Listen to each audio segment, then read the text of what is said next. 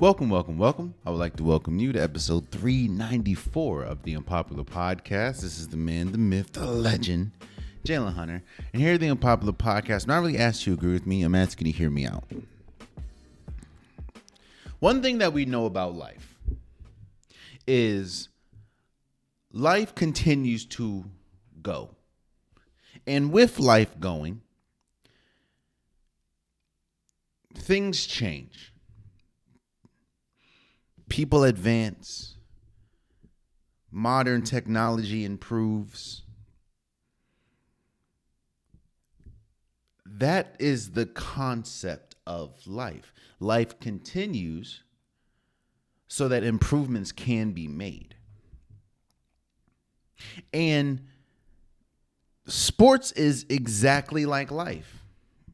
If you look at the NFL, 20 years ago compared to now, it's drastically different. People are different. Players are stronger, faster, better. Technology is better. So when we're talking about injuries, people recover from injuries better, faster. Basketball. The 1990s look much different. At least players look much different than they do now. Sports, just like life, continues and improves on itself. That's one thing about life that people don't talk about. If you continue with life, or if you look, life and current situations are going to force you to have to change, or you're going to get left behind. Because at the end of the day, nothing about this world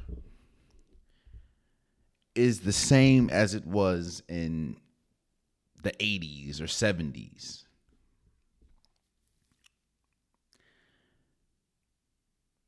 Nick Saban retires from football. He retired as the Alabama head coach. He was coaching them, I believe, for 17 years. He's also coached a bunch of different places, but he's won 7 national championships. I think 6 with Alabama, 1 with LSU. Nick Saban will go down as one of not only the greatest college football coaches, but one of the greatest coaches in sports history. I started this episode talking about change. I started this episode talking about how life improves on itself as it continues to go. Nick Saban is the pure definition of, if you want to maintain greatness, you're going to have to improve on the product. Doesn't mean you have to necessarily change the format, change the base, but you do have to improve on the product. We talk about players a lot, and the saying is sports keeps going. When we say sports keeps going, usually that's, for lack of a better term, a negative connotation, because usually when that statement is made, we're talking about a player that maybe thinks he's bigger than a sport. We're talking about a player that maybe thinks he is more important than a team. And the statement usually after that is sports keeps going. But when I hear that statement, yes, it is a true statement. Don't get me wrong. But I think it's something different, and I hear something completely different. I don't hear it in such a negative way. What I hear is sports continues to evolve. Again, we talked about it in the beginning. Players are better. Equipment's better. People are faster, stronger, more skilled. And on top of all that, coaches have. If you don't want to get left behind in life, in the world, in sports, you're going to have to evolve. I'm sure the Nick Saban that was the head coach of the Michigan State Spartans back in 1995 to 1999 is drastically different than the Alabama coach, the one that won 6 national championships, or the LSU coach. Hell, I'm sure the LSU Nick Saban is drastically different than the Nick Saban that coached Alabama. You see, 7 championships does that to you. That's a way that you can tell if somebody has evolved or not. Outside of longevity, what have you done in that span? Nick Saban is, I think, the one of, if not the winningest coach in college football history.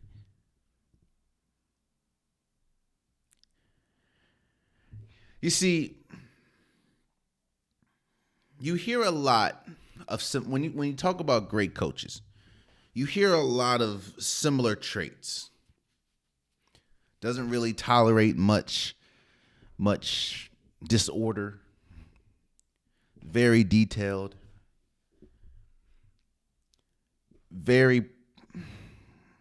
Most of his players would run through a wall for them. There are traits that most winning coaches, especially coaches that have won multiple times, have.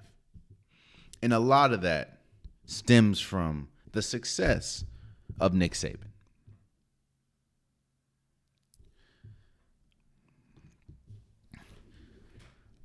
College football will never be the same without Nick Saban. I'm not saying that it's over. I'm obviously not saying that it's going to completely stop. I'm not saying that there aren't good coaches in college football. But what I'm saying is the retirement of Nick Saban is the end of an era. And that kind of brings me to why Nick Saban is retiring now.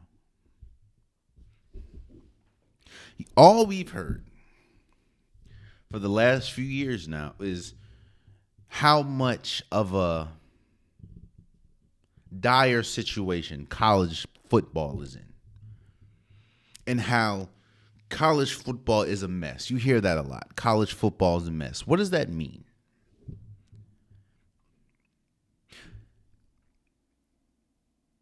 I will first say that I am, and I've been like this for a while. Obviously, I've said it on this podcast. I've said it off the podcast. I've said it on other people's podcasts. I am all for NIL. I am all for players getting paid for their services. If you can pay professionals and you can pay people that bring revenue to your company or your team, they should be able to get some of the profit because they are bringing you money. So I am all for the NIL and players getting paid what they deserve, but I also understand that it needs to be regulated the right way. And I don't know if it is. Hell, we just saw Florida State get in trouble for recruiting players with NIL deals or NIL deal promises. And on top of NIL, you have the transfer portal. We talked about that a couple episodes ago when we were talking about how the transfer portal and when the transfer portal opens affects bowl season. One thing that doesn't get discussed a lot when we talk about life and movement and sports continuing and sports growing is players have to grow with it, but so do coaches.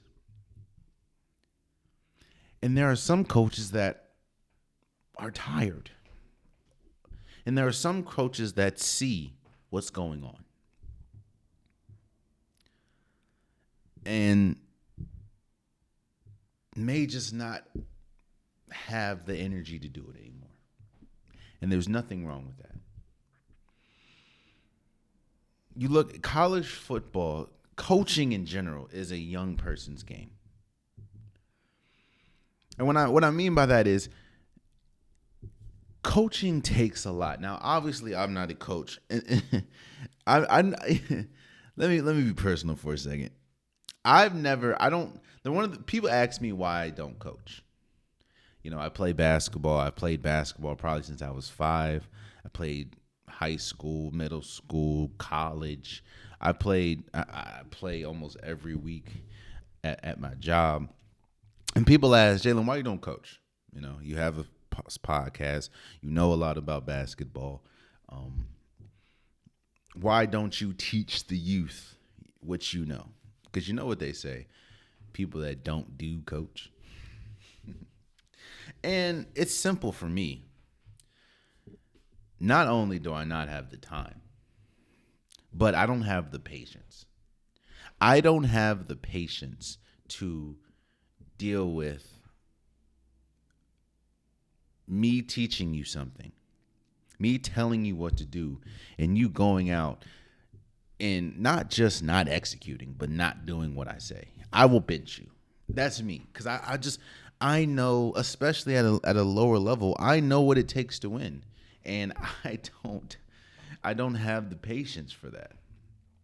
I don't have the patience for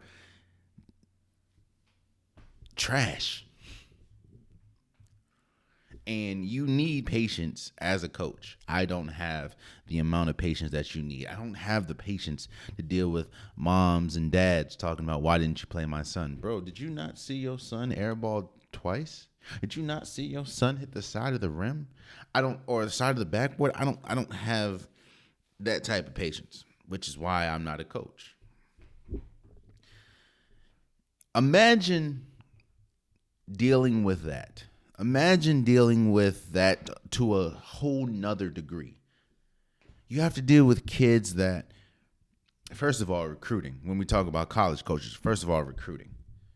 You have to go to people's houses and go to and have conversations with people almost year round to try to get them to come to your school. Then when you get them to come to your school, some people have good intentions, some people don't.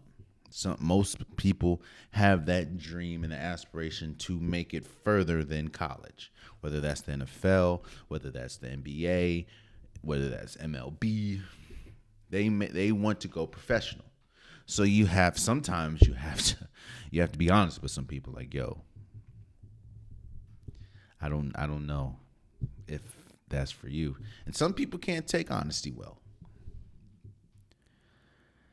Then you have NIL, which now some players, and again, we're talking about Nick Saban, who has been a head coach probably since 1990.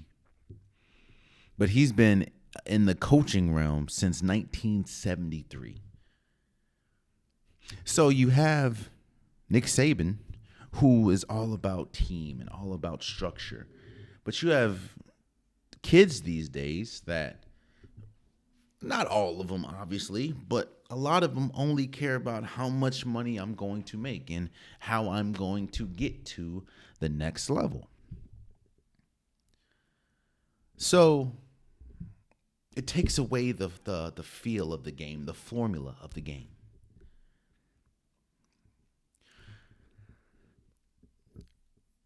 College football is a mess right now because they don't have a leader.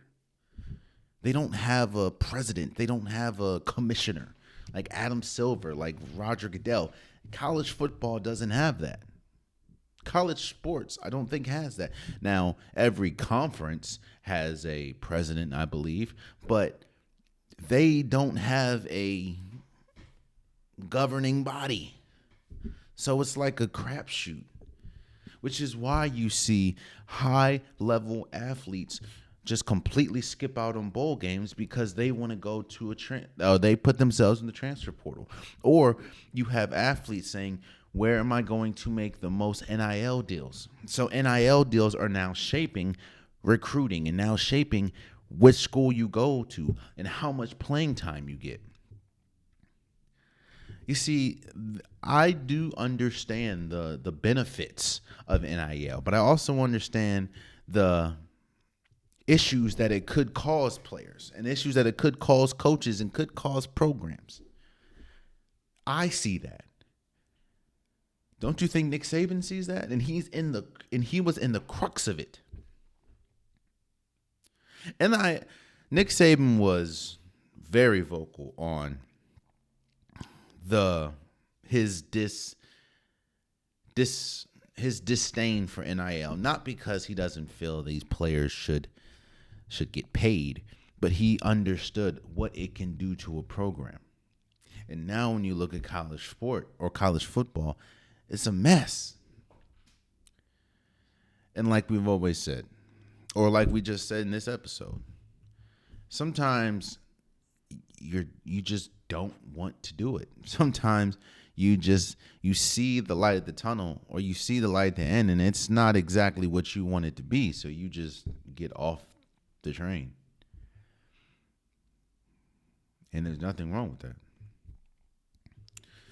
Nick Saban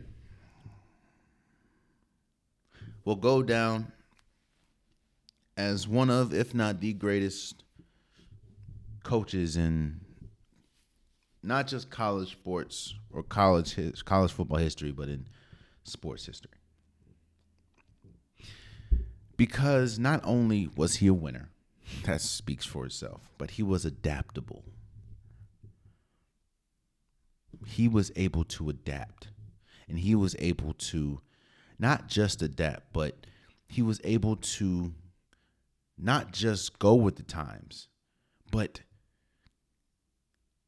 dominate in his era, dominate in his time, and continue to get to the mountaintop. Mind you, I know we talk about Michigan winning the national championship. Alabama was a play away from possibly going to the national championship. And this season embodies Nick Saban to the fullest. There was a lot of question marks going in. Jalen Milroe did not play well. You bench him. You realize, we don't have any quarterback really. You put Jalen Milroe back in, and you just see the maturation and the improvement of the team the entire season, to the point where you beat Georgia, the number one team in the nation. Then you go and you're a play away from possibly beating Michigan to make it to a national championship.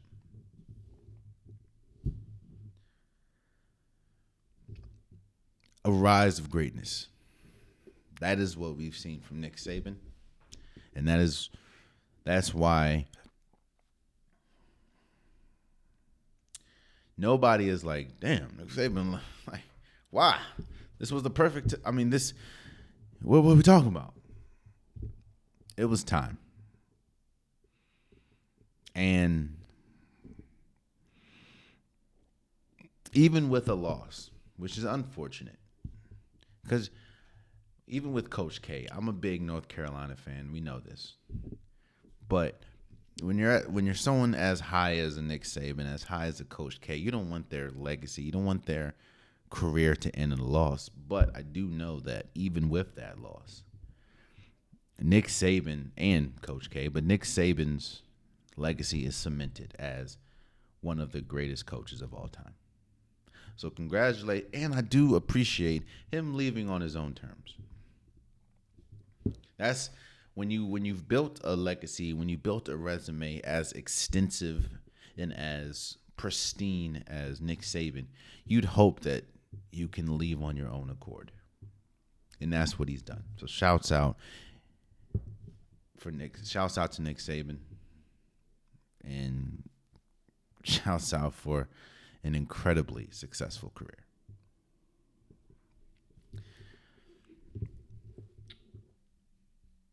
That was the first biggest news that happened the other day.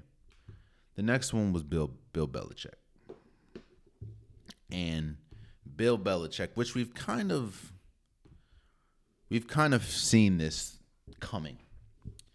Bill Belichick and the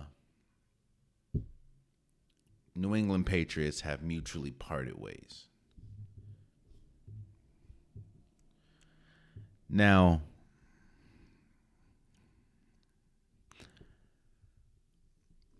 as much credit as I give Nick Saban for his adaptability, as much credit as I give Nick Saban for being able to grow with the times,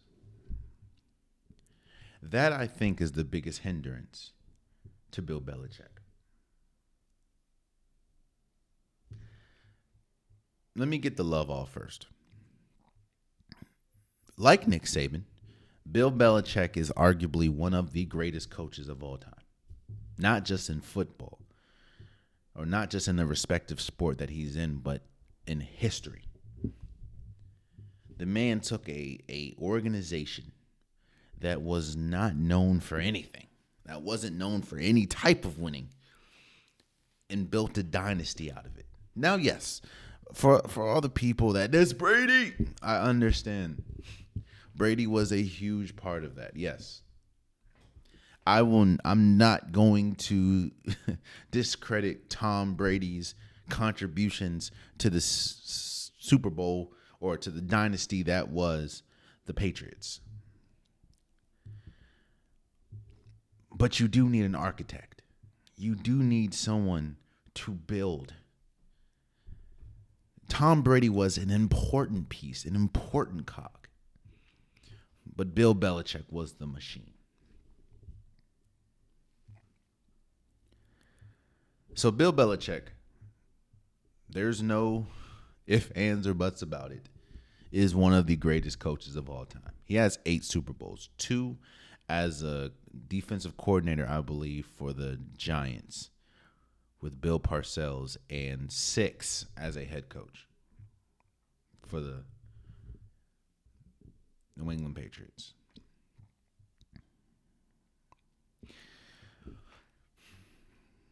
Now, yes, there are 2 different feelings when we hear Nick Saban retires and Bill Belichick pretty much out as the Pittsburgh, or why do I keep saying Pittsburgh Steelers, as the New England Patriots head coach. One obviously is done coaching for right now, because we know retirements aren't always cemented. Looking at you, Urban Myers. But one is obviously retiring. One is continuing coaching, or says he wants to continue coaching. Just we'll see where. Just not in New England, obviously. But another reason why there's a different feeling is how, for lack of a better term, how both of these entities, Nick Saban and Bill Belichick, how they both aged. We praised Nick Saban for his adaptability and his willingness to change and improve with the times. I think Bill Belichick's biggest issue, and his only issue, is he never adapted with the time. He kept looking back instead of looking forward. He kept looking back at, okay, how was I successful here? How was I successful there? And kept trying to duplicate that. And it gets to a point where duplication doesn't work. Duplication can work for a certain amount of time, but there has to be a lot of pieces to go into place when we're talking about successful duplication. And they weren't falling into place for Bill Belichick. He tried to draft the same way. He tried to get the same type of players in free agency. He traded off the same type of players. You see, that works when it works. I'm not here crapping on Bill Belichick. Do not hear me say Bill Belichick is trash. I'm not saying that.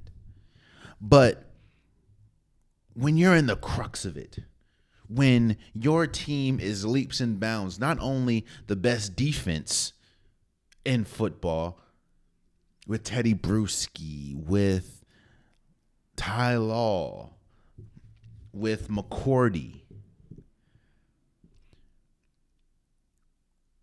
when you have the best defense and you also have the greatest quarterback in NFL history, then a lot of those moves that you make will work, can work.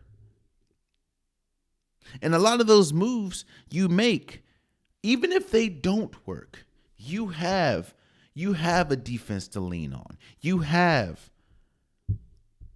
a quarterback to lean on. Well, what happens when your defense fizzles out? And the players that you leaned on for as much, they're gone. And you don't have the Tom Brady security blanket. Then a lot of those mistakes that you made with them get amplified and get magnified because you don't have that security blanket to lean on. You don't have the GOAT of quarterbacks and a solid defense. On top of that, you have a very weak division. Again, this is not me saying, this is not me discrediting Bill Belichick. This is me saying Bill Belichick is a cautionary tale for certain instances. Bill Belichick is the perfect example of what happens when you do not adjust with time. What happens if you are rigid? Too rigid. Because I'm sure Nick Saban is rigid in a lot of areas. There are things that winners need to have. Winning organizations, winning programs need to have. In that instance, I'm sure Nick Saban is rigid and didn't want to change a lot of those aspects. But there are some things that need to change. The way that you draft needs to change. The way that you handle players need to change. The way that you approach the draft needs to change. The way that you build a team needs to change.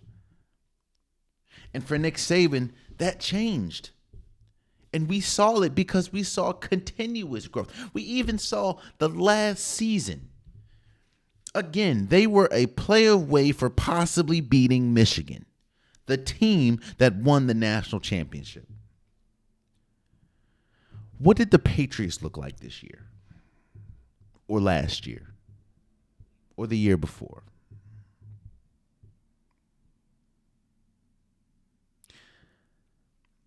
Bill Belichick's legacy is still cemented. He's still, again, one of, if not the greatest coach in modern sports history. For damn sure, the greatest coach in football history. But the endings look different. And the endings look different because one, Nick Saban, was open to change. The other, Bill Belichick, was rigid to change and kept looking back on how we can duplicate that success instead of looking forward and saying, how can we change? How can we grow? And you want a perfect example of that. Look at the draft picks that Bill Belichick has drafted since Tom Brady left. And ask yourself, how many of them hit? On top of that, look at some of the people that have been in and out the organization. Especially the people that have been in and now are gone, and see what they're doing. Like Jacoby Myers.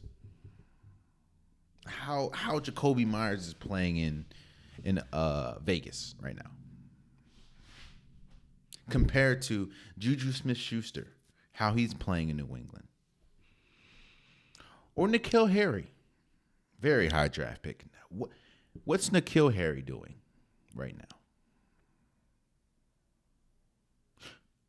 Or Mac Jones? How's Mac Jones been?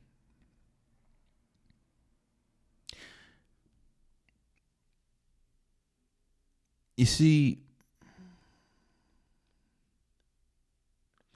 life is going to life. Sports are going to keep going with or without people. And it doesn't matter how great you've been. The only time how great you've been matters is when we talk about the history books or when we look in the past.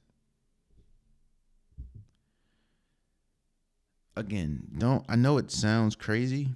I know it sounds like hate, but it's not. Bill Belichick is listen to this. Listen to this, man. 8-time Super Bowl winner. 3-time AP Coach of the Year.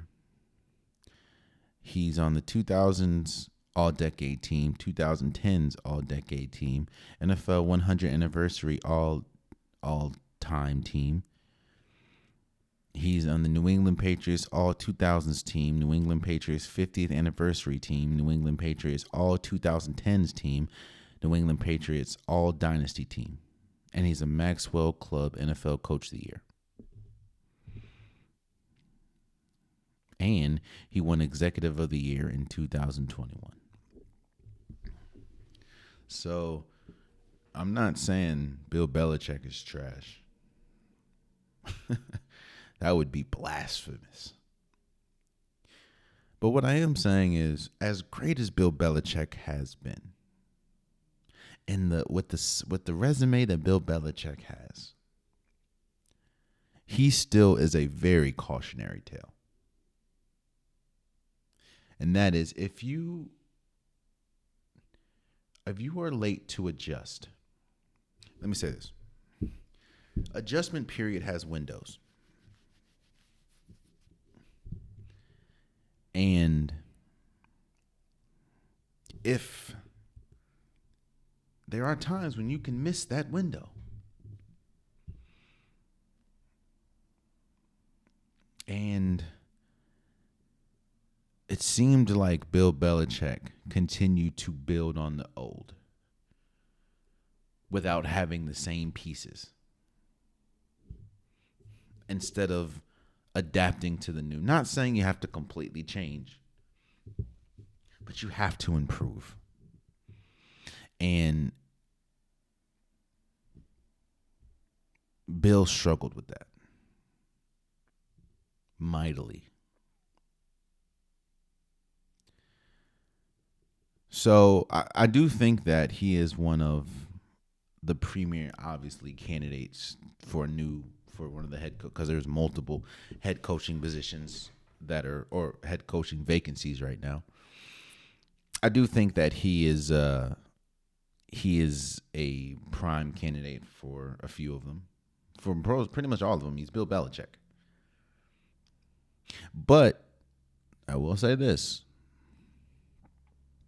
I do hope that he's learned something from his last few years as the head coach and GM of the New England Patriots. And I hope that is, you have to adapt, because it don't matter where you go. You can go to Washington, you can go to Carolina, you can go to the Chargers. It don't matter where you go. If you don't change, if you don't adapt, there ain't no Tom Brady's anywhere. Obviously, the best quarterback out of all the vacancies right now is more than likely Justin Herbert. But if you don't change, Justin Herbert ain't Tom Brady.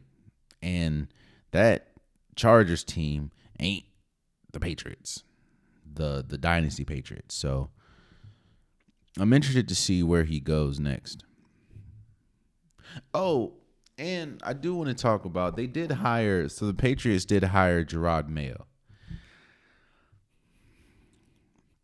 And in one hand, I'm excited. I'm happy that obviously African American got a opportunity for a head coaching position, because obviously that doesn't come around a lot.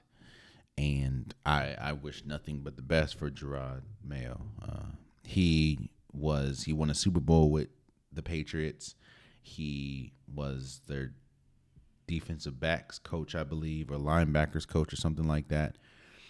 So in that sense, I'm excited, and I'm happy for Gerard Mayo. I think it was well deserved, and I think that if you were going to have anyone be Bill Belichick's successor, I would hope that Gerard Mayo, because a lot of people in the organization are saying that he has a lot of Bill Belichick in him. But that's kind of where the other hand comes in. The other hand is like, all right, you got rid of Bill Belichick. Cool. Which means that you're ready for your organization to go into a different direction. I would hope that you would, I don't know, maybe look outward. Maybe look for an offensive-minded coach. Maybe look for a younger coach, which Gerard Mayo is younger, don't get me wrong, but more offensively sound coach. That's why I was screaming to the top of my lungs. I hope that Mike Vrabel doesn't go to New England Patriots. I know Mike Vrabel is an incredible coach. Don't get me wrong, but again, you want a new regime, and again, I'm not crapping on Gerard Mayo. I'm excited and happy for Gerard Mayo, but I just thought, okay, if you're going to let Bill Belichick go, that means you want your organization to go into a different direction. You don't then hire someone that's just like Bill Belichick or been under the Bill Belichick tree so that you get a lot of the same. I hope Gerard Mayo's different, obviously, but we'll have to see, But shouts out to Bill Belichick for his incredible tenure with the New England Patriots, and shouts out to Gerard Mayo for now, I guess, starting anew with the New England Patriots, and hopefully that's a successful tenure there. We had another coach that, it's funny, because we're going to talk about, this is pretty much the coach episode, but it's funny how differently all three of these moves feel. That is Nick Saban retiring, Bill Belichick out with the New England Patriots, and Pete Carroll out with the Seahawks. All of these moves feel drastically different. And all of them can teach you something. And that's one thing about life. We've been talking about how things are changing, how times are changing. We've been talking about how evolving works. But there are things in life that are paramount and are concrete, that stay the same. And one thing is, there are lessons in everything. Good, bad, and there are lessons in everything. What I told you about Nick Saban is, the lesson is, sometimes you know when it's done. Sometimes you know when it's over. You can only adapt for so long. Sometimes you want to get off the train. And Nick Saban did that. Then that's the lesson with Bill Belichick is, don't be too rigid. Don't be too slow to change. Because trust me, being slow will catch up to you. And that's what happened with Bill Belichick. With Pete Carroll, this is a little different.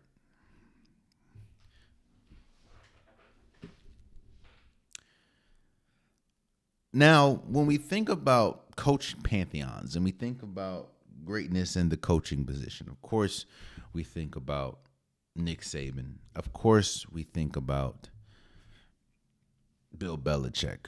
We think about all that. But one person that gets left out. Now, obviously, his resume is not as extensive as a Bill Belichick or a Nick Saban. But one coach that usually gets left out when we talk about great coaches in the history of sports is Pete Carroll. Pete Carroll, I mean, he's a Super Bowl champion, NFL 2010's all-decade team. He won a national championship. He won he's two-time AP Poll national champion, two-time Rose Bowl champion, two-time Orange Bowl champion, four-time Rose Bowl champion, two-time Orange Bowl champion, seven-time Pac-12 champion. And he won Coach of the Year, Home Depot Coach of the Year, and AFCA Coach of the Year, both in 2003. Pete Carroll was the architect to those great USC teams, those Matt Leinart, Reggie Bush teams, Troy Polamalu, I believe, those teams. He was the architect. From 2001 to 2009, USC was different. Like, different. And it was mainly because of him. And even in Seattle, he brought a lot of that grit, a lot of that charisma, a lot of that energy, a lot of that winning formula to Seattle. And help build the Legion of Boom, help develop a Russell Wilson. Of course, you had Marshawn Lynch, and they ultimately went to the Super Bowl, or won the Super Bowl. They went to 2. And that is where this conversation gets a little interesting.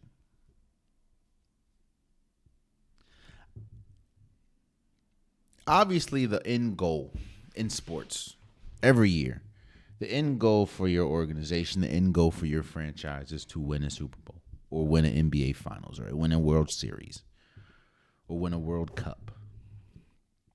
That's the goal. And we look at Pete Carroll very differently because of that second Super Bowl and how it ended and how the right thing to do was right there. You zigged when you should have zagged. We don't need to talk about the last play, but we know. Pete Carroll, Russell Wilson, the Legion of Boom, Dan Quinn, Marshawn, they should be 2-time Super Bowl champions. But they're not. And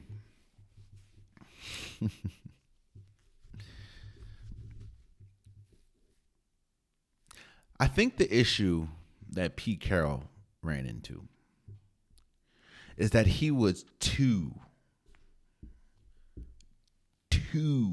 much into the times. That Pete Carroll kind of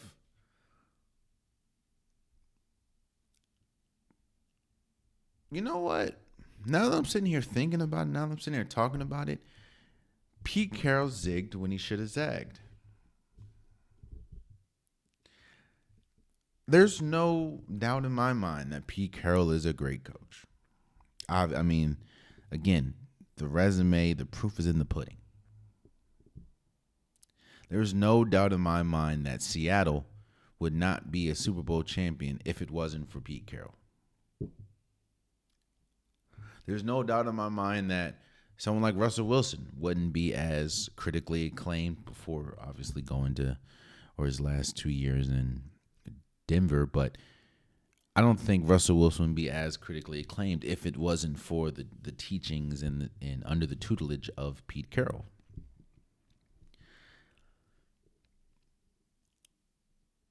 But it seems like Pete Carroll tried to push the envelope just a little too much. He tried to speed up that improvement, or he tried to do things that haven't really seen much success. For instance,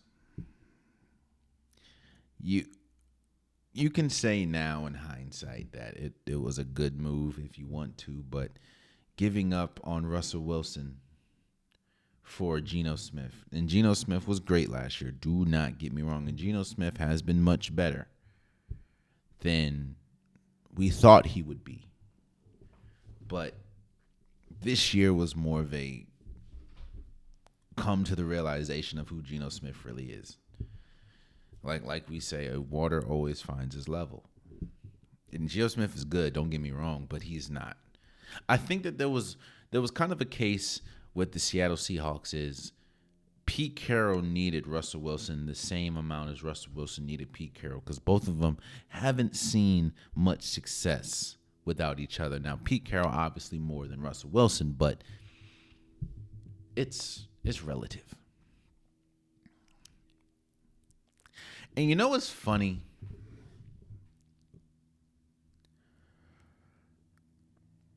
A lot of the endings to Pete Carroll's tenures, whether that's the Patriots as a head coach, whether that's USC, whether that's the Seattle Seahawks, they've all kind of, whether that's the New York Jets in 1994, they've kind of ended the same way.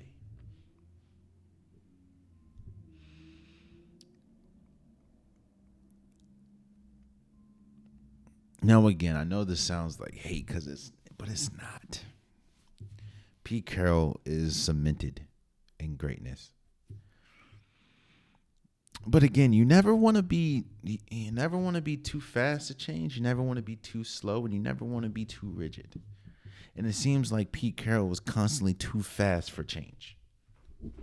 Like, oh, brother, there, we're not there yet. And I think I will say this. I think the Seahawks, you can tell that they respect him, obviously, because they didn't say that he was fired. They said they're mutually parting ways, and now they're going to make him an advisor. I get that because Pete Carroll is still a really good coach. And the last thing that you want to do is have him go to maybe a rival, have him go to a different team and see success. Now they're looking at you like, especially after, the last 2 years, which they weren't the best years, but they were better than we thought after obviously giving up Russell Wilson. But you can just tell this wasn't no mutual thing. Press conferences tell you a lot. Moves after moves tell you a lot. Like, you can tell Bill Belichick. You can tell Bill Belichick maybe wasn't happy to go, but you can tell he wasn't like tripping. Like,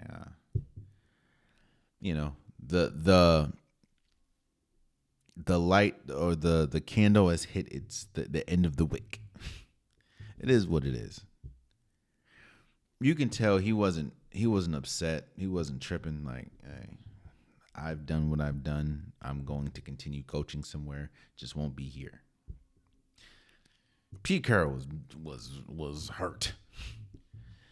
You can tell Pete Carroll. There wasn't no mutual about it. You can tell they fired Pete Carroll.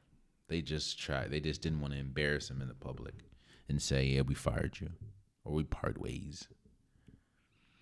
But you can tell Pete Carroll, hell, he even said it. He was fighting to remain the head coach, and he still has a lot of head coaching in him. He still has a lot of energy in him at 71. The most energetic 71-year-old I think I've ever seen.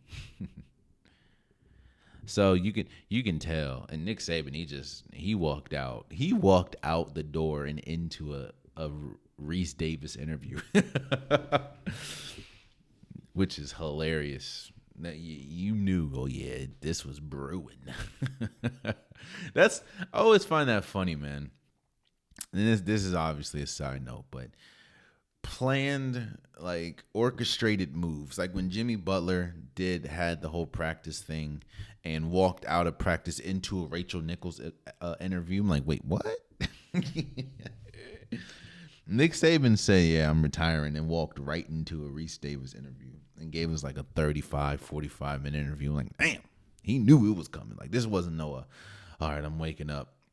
Oh, yeah, this is the date. No, he knew. He's like, yep, call ESPN, call Reese Davis. Yeah, this is happening. which is funny. But I will say, before we move on, I will say congratulations to all three. Congratulations to Nick Saban. Congratulations to Bill Belichick. Congratulations to Pete Carroll. All three pillars as far as great coaches. And if Bill Belichick comes out and says, I'm retiring, I'm never coaching again, if Pete Carroll never coaches again, they will still go down as arguably the greatest coaches in sports history. So shouts out to all three of you guys. With these coaches, this is the time. Things are buzzing, sports is buzzing because we have made it to the NFL playoffs. We've made it to wild card weekend after a long 18-week season. We are finally getting to the one and dones. We're finally getting to the games that matter just a little bit more. And looking at looking at all 6 wild card weekend games, they all have intrigue. They all have now some obviously are more lopsided than others, but they all have storylines and they all have intriguing takes for each one. Let's say that, because I'm running out of adjectives. So what I'm going to do is I'm going to give my obviously prediction of who wins each game, and I'm going to talk a little bit about each game. Let's first talk about the game that on Saturday you have the Browns at Houston. The Browns are 11-6. The Houston Texans are 10-7. I talked about last episode how C.J. Stroud can win this game, and how the Texans are here and how they're not supposed to get here. When we talk about the youth of the Texans, when we talk about the youth of the coach, when we talk about the youth of the quarterback, the Texans are not supposed to be here. And you look at just how bad the Texans looked last year. They're not supposed to be here. But that shows you the importance of the right quarterback and the importance of the right coach and the importance of free agency and draft moves. Getting Will Anderson was a huge get for them. Each team obviously has issues. There's not a team that's perfect. There's teams that are better than others, don't get me wrong, but there's not a perfect team. But this Texans team, they don't know what they don't know. I know that's a cop-out, and I know that's kind of crazy to say, especially in the playoffs, but I think that's an advantage for them. They don't know what they don't know. You don't know you're supposed to be underdogs. You don't know you're not supposed to be this good your first season. C.J. Stroud doesn't know he's not supposed to be a top 5 quarterback in the league your first season. So they're going in not having any knowledge of where they're supposed to be. They just are where they are. And I think that that's an advantage. I think that you're going to play a lot looser. You're going to play, and I don't mean loose in a bad way, but you're going to play a lot better. You're going to play a lot harder because you think in your mind that you're supposed to win this game, which obviously it's the playoffs. Like, I'm not saying you can't win. And there's it's like you're not looking at saying, oh, well, we don't really have top tier wide receiver play, especially with Tank Dell being out. But you're still getting it done with Noah Brown and Nico Collins if they both play. So the Texans definitely have a good case to win. And for the Browns have arguably the best defense in football. Statistically, I know you can probably say the Ravens, but right up there with the Ravens is the Browns. They have been dominant defensively majority, if not all of this year. And their defense being as good as it is has also elevated how good not only Joe Flacco has been, but also elevated the fact of we forget there's a lot of things that have been overlooked with this Cleveland Browns team. One of them is being their turnover rate. They turn the ball. Joe Flacco, since he came back, I think it was week 11, I believe. The Browns lead the league in turnovers. Joe Flacco don't get me wrong, he's good. He throws the ball all over the place, but a lot of the time it goes to the other team. Now Joe Flacco again does have a bunch of 300 plus games, 350 plus yards games, but that is an issue. Now who wins this game?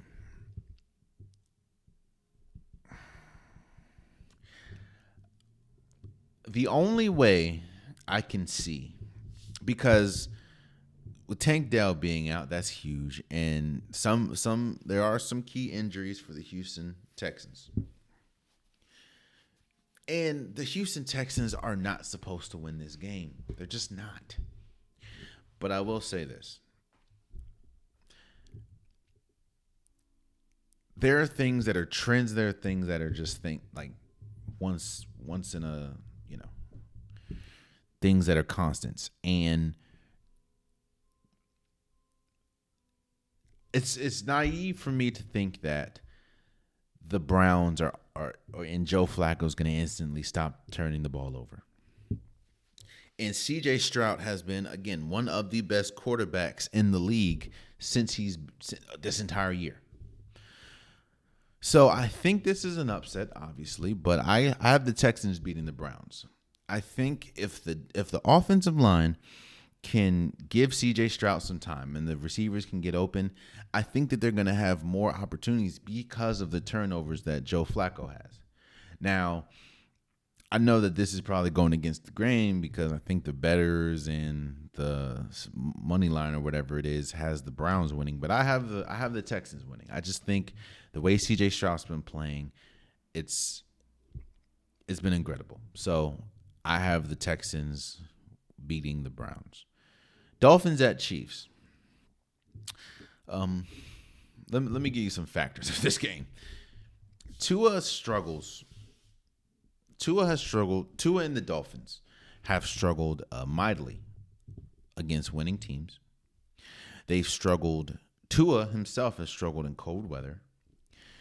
And they've struggled on the road. Not saying that they're terrible, but they do struggle on the road, or they're not as dominant on the road than they are at home. That's pretty much with every team, but definitely with the Dolphins. Well, this game is going to be one of the coldest games in NFL history. I think it's like the wind chill is going to feel like negative 27 or something. There is a wind gust of 30 miles an hour, and Tua does have an accuracy problem at times. We'll add 30-mile-an-hour winds, and there's a bevy of injuries on this team. I'm sure Raheem Mostert and Jalen Waddle probably will play, but to what extent? And, of course, you don't have Nick Chubb. You don't have Jalen Phillips. And you're playing an Arrowhead. Now, don't get me wrong. The Chiefs have not been the Chiefs this year. They have not been as dominant as we expect and we're used to seeing the Chiefs. But I think when you look at all the factors of this game, whether we talk about the playing outside, whether we talk about Arrowhead, whether we talk about the cold, I think it's a tall task for the Dolphins and a tall task for Tua. So I have the Chiefs winning this game. I just think the Chiefs are – no one wants to play in the cold, don't get me wrong, but the Chiefs are more built to play in the cold over the Dolphins. And Patrick Mahomes has been better in the cold than Tua, so I'm going to go the Chiefs. You have the Steelers at Bills. Now, you would think to yourself, okay, well, it's the Bills. And the Steelers with Mason Rudolph, like it should be a game. Like it shouldn't be a game. Well, as we've seen with the Bills, they do tend to struggle at times. They do tend to struggle with teams that they probably shouldn't struggle with. Now, I will say that the Bills, when you look at their record-wise, they are one of the hottest teams going into the playoffs, seeing as I think they won 5 straight games. But a lot of those games were close games because of the mistakes from Josh Allen. Now, I don't think those mistakes will come back and bite them this game. But I do think that if he doesn't clean it up, which we have not seen Josh Allen be able to in his career outside of maybe 1 or 2 years, it's going to be it's going to be a short playoff stint for him. But I do think that, you have Mason Rudolph, TJ Watt's not playing, and I think if TJ Watt was playing, that would kind of make this look a little different. So with TJ Watt being out with the MCL sprain and Mason Rudolph, I am going to go with the Bills to win this. And the Bills are at home. I think the Bills are one of the scariest teams when everything is clicking, and I don't think with a depleted with your best player not playing and TJ Watt, I don't think the Steelers have much of a chance. Packers at Cowboys. Now, I did post a video saying, apologizing to the Packers, apologizing to Jordan Love because I didn't see this coming. I didn't think they were going to have much of a good year, honestly. But Jordan Love has been good. This Packers team has been good, and they find themselves in the playoffs against arguably the best, and inarguably the best home team, one of the best offenses statistically in NFL history, and a team that you kind of feel like is due for something because they've been playing well all year. Now, yes, they kind of do feel the same way with the you feel about the Cowboys the same way you kind of feel about the Dolphins, as they've struggled with winning teams and they've just destroyed. That is the Cowboys. They've destroyed losing teams or teams under 500. But the reason why I think the Cowboys are going to destroy the Packers is because the Packers defense has been terrible. Their run defense hasn't been good. Their pass defense hasn't been good, meaning they have not had good defense. And it's going to be a shootout. And I don't know if Jordan Love, as good as he's been this year, let me not lose sight of that. I don't know if Jordan Love can keep up with Dak Prescott in this offense. That is the Cowboys. And you're at home, and the Cowboys are undefeated at home. I have the Cowboys beating the Packers. Kind of handily, too, because that defense. Now, one of the most intriguing games and one of the more storyline-driven games of the week is the Rams at Lions. Of course, you have Matthew Stafford returning to Detroit, a place where he pretty much cemented himself as one of the best quarterbacks in the league.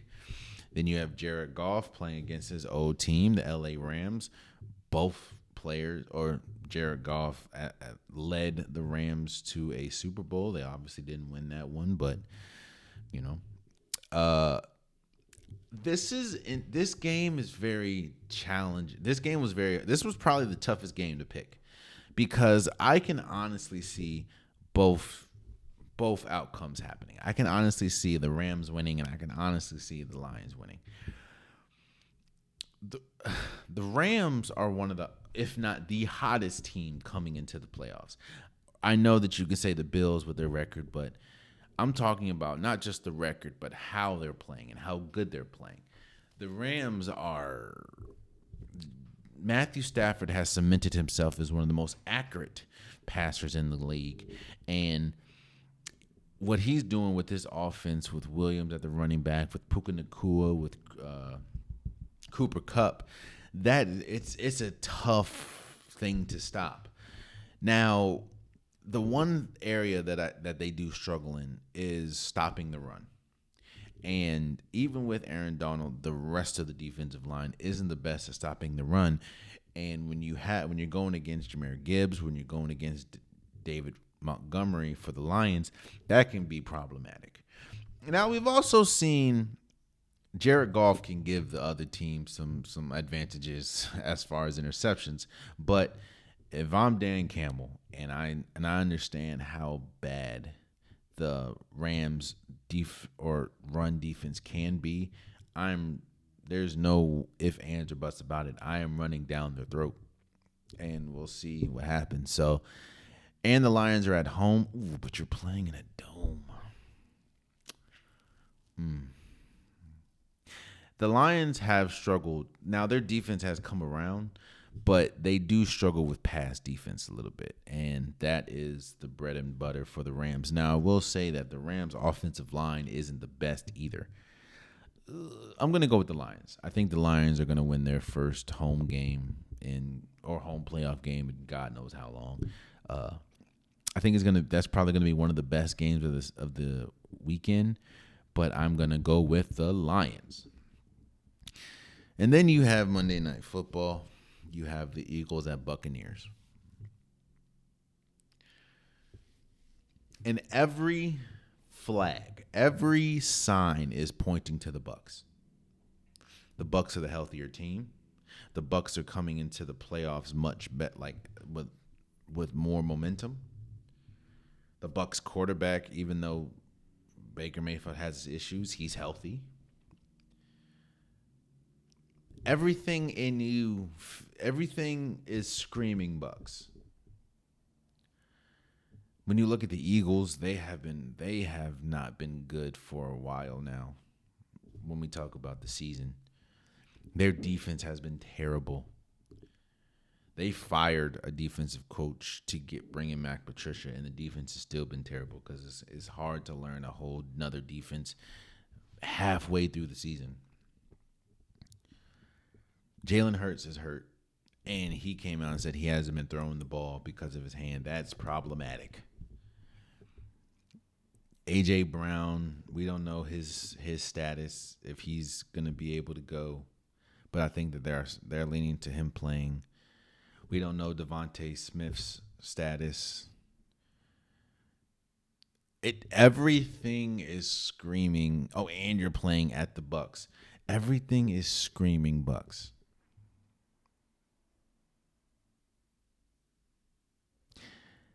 And I'm picking the Eagles. I don't know, man. I know. That's probably the crazy pick right now, picking the Eagles. I know. I need to see that. I don't know. I don't know. I need to see them lose, obviously, in the playoffs for me to. Because right now I'm picking the Bucs. It's like my heart and head situation. My heart is picking the Eagles because, one, I had the Eagles going to the Super Bowl, even though I don't think that's going to happen. I had the Eagles going to the Super Bowl in the beginning of the season.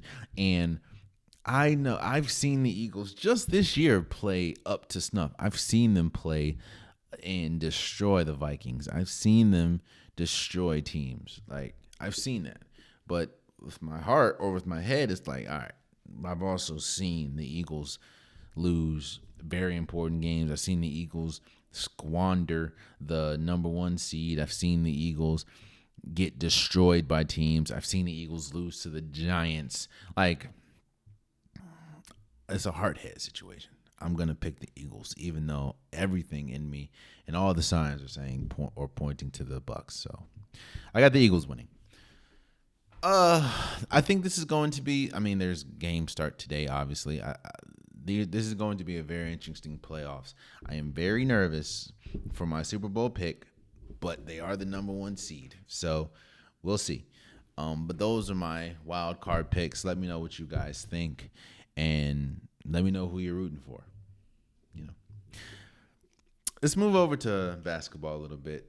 I'm not going to stay on this long, but Kawhi Leonard. He got a 3-year extension for $125 million, I believe. Now, extensions and new contracts work very differently for people that don't understand.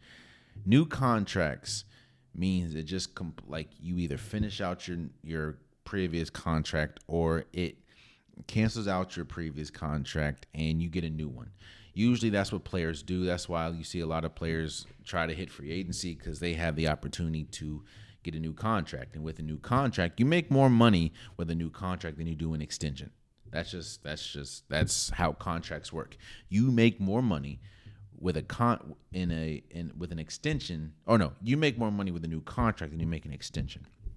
So the fact that Kawhi Leonard did the extension instead of waiting into free agency means a couple things. It means that he is committed to at least trying to win with this team. I know it's not the popular thing to say right now, even though I don't know how this has become the case, but Kawhi Leonard is still one of the best players in basketball. Kawhi Leonard, I know he's not that marketable. I know that he's obviously isn't boisterous. I know that he isn't the most popular player as far as, people want to mimic their game around. But Kawhi Leonard is still, when he's healthy. Now, I do think that that's a part of it, his health and everything. But Kawhi Leonard is still one of the best players in basketball. And this spells not only that the Clippers organization is trying to win with this group, because this is the head domino. This is the head honcho. If you see the head honcho taking less than what he's worth, then someone like Paul George can't expect to get the max. Someone like James Harden can't expect to get the max, when a player that is better than you pretty much, and the best player on the team is taking pay cuts. And I think that this window, I don't know if the Clippers are good enough to win a championship. I think they can with this group, because of just the amount of firepower and the amount of, with Paul George and Kawhi Leonard's defense, that definitely helps. But this window, they think that this window is still open with Kawhi Leonard, and they are going into a new arena as well. You want a star to go into a new arena. You don't want to go into a new arena with a rebuilding team, because you're losing money at that point. So this is interesting. Again, shouts out to Kawhi for getting the 3-year extension, but this is interesting. Now I'm interested to see what they do with Paul George, because recent reports are saying that Paul George is trying to get a max extension or a max contract. Again, it's kind of hard to see Paul George get a max, and you're looking at Kawhi Leonard, who people value more than Paul George, taking less, or James Harden, because I know he came there, forced a trade from Philly, I guess expecting to get a new contract, but now what do you do? This is going to be interesting, but shouts out to Kawhi Leonard. I think well-deserved. Again, he is the face of the Clippers, one of the best players, if not the best, one of the best players in basketball, the best player on the Clippers. And this, I understand why it was very important for the Clippers to get this done with him in particular, because he is the top of the mountain, and then everything trickles down. If the top of the mountain's doing something, you can't expect the bottom to get more or to get the same amount type deal than him. So I'm interested to see. But shouts out to Kawhi Leonard. Lastly, before we go, no unpopular topic of the day. Just congratulations and shouts out to Erik Spoelstra for getting the largest extension for a coach in NBA history. 8 years, $120 million. Erik Spoelstra is, when we talk about, this has been pretty much the coaches episode. We talked about Nick Saban, we talked about Bill Belichick, we talked about Pete Carroll. Erik Spoelstra is one of the best coaches in NBA history. There's no ifs, ands, or doubts about that. Erik Spoelstra has been to 6 NBA finals, 2 or 4 with LeBron James and D Wade on this team, and 2 with Jimmy Butler. Now, obviously, he's only won 2, but he's been to 6. And when we talk about the Heat culture, I understand it's kind of like sometimes it's a running joke at this point, but one thing that I can say about the Heat, and You can every season. You look at this Heat team and you think Heats. You look at the Heat team and you think to yourself, there's no way that this team can compete. You only got Jimmy Butler, Bam, and just a couple role players. There's no way. And every single year, I'm not saying they're in the playoffs, but they're making noise either in the play-in or the playoffs. Again, Erik Spoelstra has been to 6 NBA championships. That's not something to scoff at. 2-time NBA champion, 2-time All-Star Game head coach, co-coach of the year, and top 12 coaches in NBA history. Like, Erik Spoelstra is him. And you can also tell how good somebody is by, again, moves after, reactions after.